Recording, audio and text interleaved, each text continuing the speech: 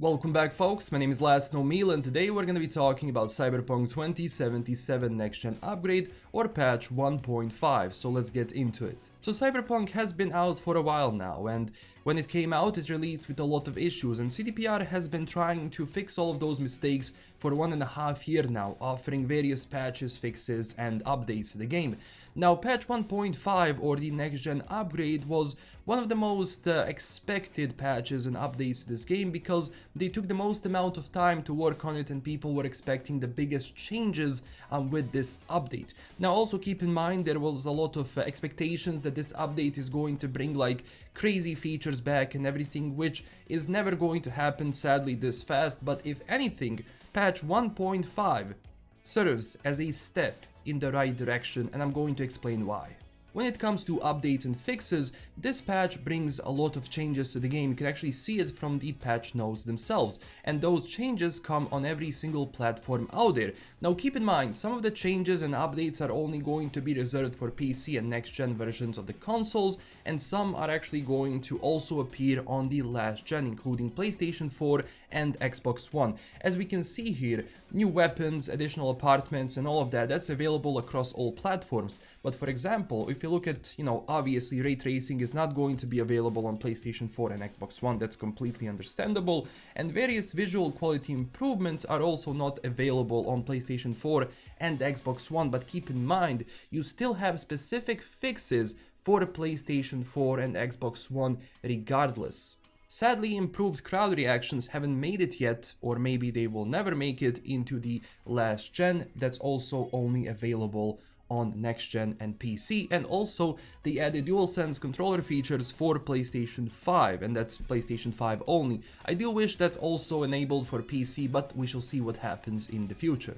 The update also brings various quality of life improvements, finally adding an ability to change the look of your character.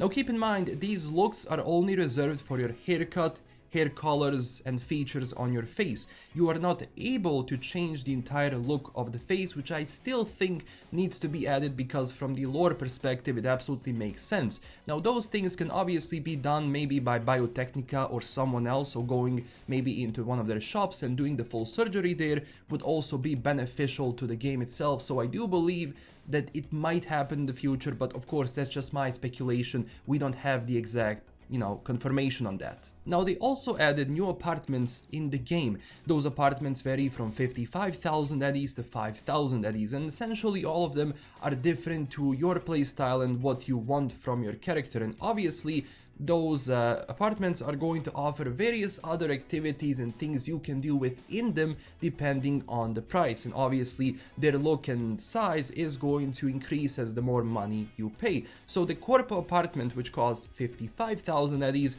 is going to be one of the biggest ones and is going to offer a lot of activities you can do. For example, brew tea, make coffee, and obviously all of those things are also going to give you certain buffs, and also sleeping in your own bed this time gives you actual buffs.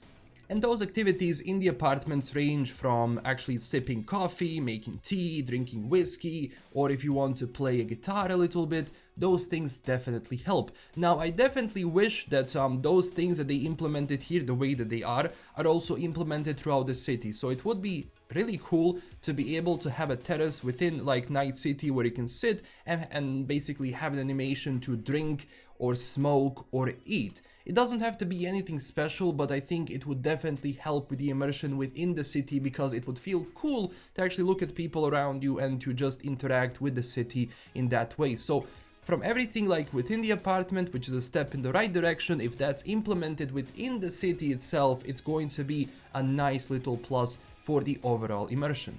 Keep in mind, you can also make over your main apartment in the game, changing the style and the look of it. Now keep in mind, the main apartment has, I think, the least amount of activities you can do. They kind of maintain that for new apartments, but at the same time it's a nice little addition to have in the game. They also offered a lot of visible improvements to how vehicles perform in the game and also how bikes perform in the game, and also right now you have an ability to activate the neon lights on the tires of every single bike you have in the game. on the vehicles themselves, that's not possible, but I'm sure that's gonna be available with mods, at least on PC.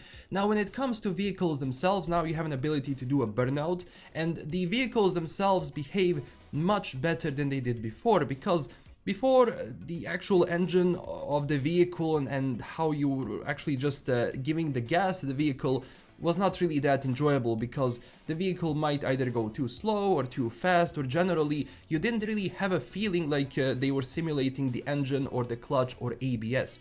Now, in this update, they simulate all of those things within your car, so essentially making turns, doing drifting is much more enjoyable than it ever was, especially driving a bike in this game now finally feels like proper than it did before. Also, when it comes to the vehicles themselves, every single vehicle I notice kind of behaves differently, and that's actually great, because I thought like the fix was updated only on like across all vehicles, but no, I noticed that driving like, for example, a smaller vehicle actually gives you that perspective, especially in Burnout, of how the weight has changed of the vehicle. So the bigger vehicle is going to have more weight, and that's going to impact your way of driving. That's also great for the pedestrians themselves, because this time the AI has improved. Finally, the AI of like is just much better. So first off, when it comes to vehicles, now you have panic driving. That means the NPCs themselves, when they see danger in the game, are not going to just stand in place or just do this or do this. They're either going to drive away very rapidly and just hit everything which is in front of them, or escape their car, or they're going to just stand there and do this, but obviously gives you more variety into the game itself. And also now the NPCs within the vehicle can actually like die if you collide with them. So for example, you can see here that these two guys are either unconscious or gone. So that's a really cool addition to the game, because before nothing was happening. When it comes to weapons, attachments and muzzles, they added 2 new weapons, one assault rifle and one submachine gun. Keep in mind, both of those weapons are actually quite nice, and I've been using them without any issues. If you upgrade them, they do insane amount of damage. Now, one problem I have is that the assault rifle like doesn't have a scope. Like, that's kind of a bummer, but at the same time, even without it, like, I wasn't having issues to aim at people because the iron scope was working quite nicely, and also the second submachine gun has a really nice scope itself.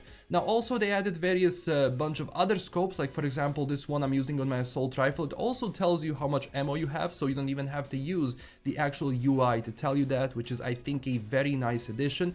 And on top of that, you also have different muzzle brakes, which are going to either increase the amount of time the bullet will ricochet off of a surface and at what angle that bullet is going to ricochet off. So that's also a nice addition to just increase like the way you play your character and how you want to play your character itself. And what is also amazing is that now you finally have NPCs in the game who are strapped.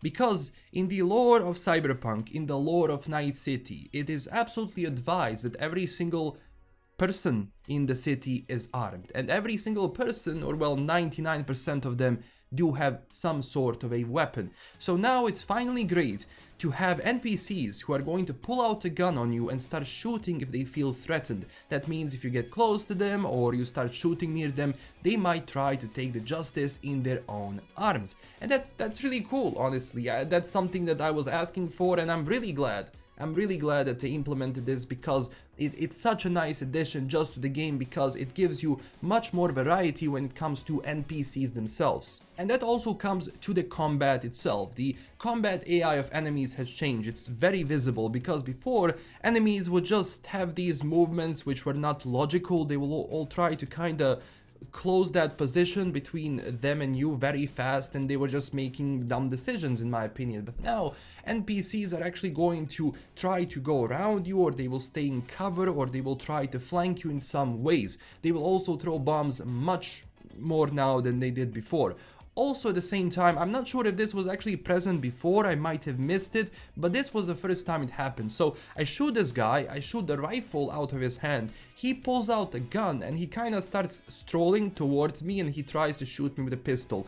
I'm again not sure if this was present in the game previous to this patch, or if this is new. If it's new, then it's great, but if it's not, then also a great little detail. That also comes with people and how they run away from you. So before, when you just pull out your gun, they might just do this or whatever. Now, like, they run away properly from you. They make logical decisions in the game. And because they actually fixed the streaming of the engine towards the system itself, that being either console or PC, and how that engine communicates with your console or PC, the memory is much more stable now. So that means the vehicles and people around you are not going to respawn anymore. So that means if you turn around, you're not going to see different cars. Now keep in mind, in some instances as I was playing throughout the game, I still had those issues, but they were not even close, you know, present to how it was before, where just, you know, people and vehicles around me were just changing colors, changing shapes, and changing types.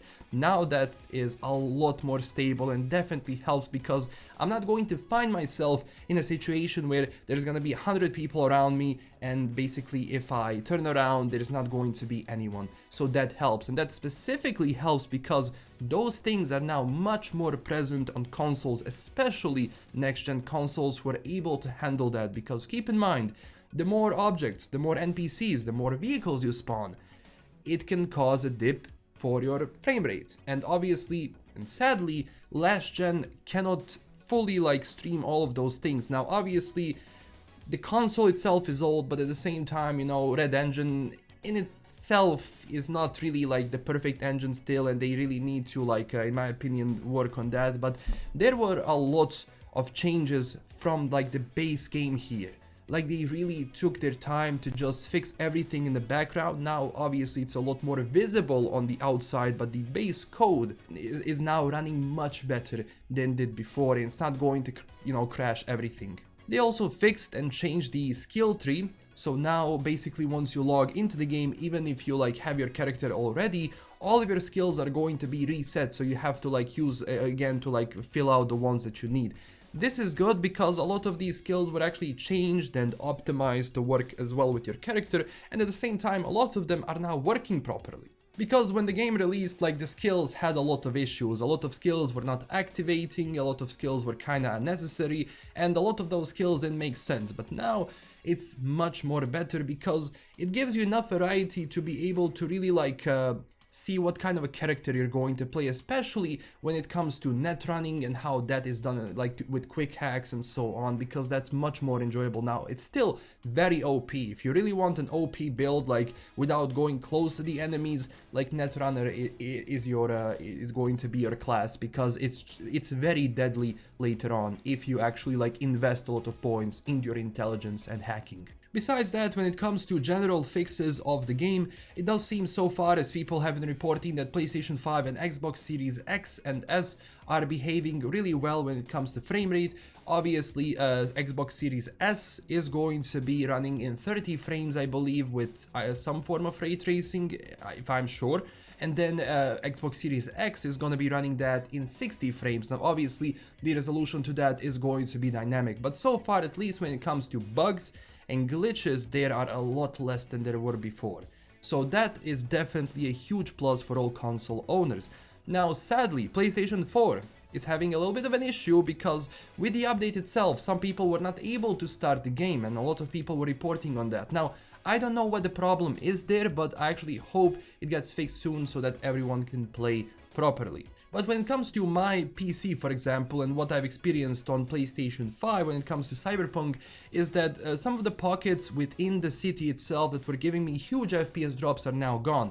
So even though like the frame rate itself, even on PC with 3070 Ti, is not like the craziest, but you know, this game is heavily CPU demanding and my CPU is not the best. So obviously it's going to suffer in some areas, but at the same time it is a lot more stable across the board when it comes to just different areas of the city and how this frame rate, you know, stabilizes itself. And that's a huge plus, because whenever you lose frame rate, the game kind of says, okay, I need to lower the amount of vehicles and people I spawn just to mitigate the amount of resources that are being used. Therefore, when all of this is optimized well, this will also mean that you will have much more NPCs and, you know, people, you know, spawning around you. So at the end of the day, this was probably one of the best, probably the best update that Cyberpunk has received, and this is a step in the right direction. Obviously, some of the things that they need to also work on is the police system, because that's still like very flimsy, like the cops are still going to spawn around you, but there were situations actually where I was chased by people in a vehicle, not police generally, but just other people, and I was like, okay, this is fun. So it does seem that they were playing around with that, and I'm wondering if that's going to appear later on. But if they continue like this, if they continue to just update the game this way, I mean, this is great. This is honestly something that people were waiting for, and one of the saddest things is definitely not having a new game plus, which I think was definitely needed, but at the same time, you know, that's coming. We know that's coming. So for people who have finished everything, this update might seem like, oh, okay, like I can go back, do some things, but I still don't have like new missions. That's understandable, because expansion is not, you know, coming out anytime soon. It's coming out probably at the end of the year if it's not delayed. But overall, if you're just jumping into this game, or if you just played it like for like half and you just like quit the game until new patch comes, I think this is a great time to go back into it and finish it. And this is what I wanted to say, so thank you so much for watching. Don't forget to tell me down below what are your experiences so far with the update and the patch itself. And of course, I will have more videos on this later on. Thank you again so much for watching. Don't forget to check us out on Twitter and Discord. Like and subscribe if you enjoyed this video. And also don't forget to, as I said, tell me down below what you think about this. And huge thanks to my current Patreon supporters. This is LKM signing out, and I'll see you again very soon. Bye bye.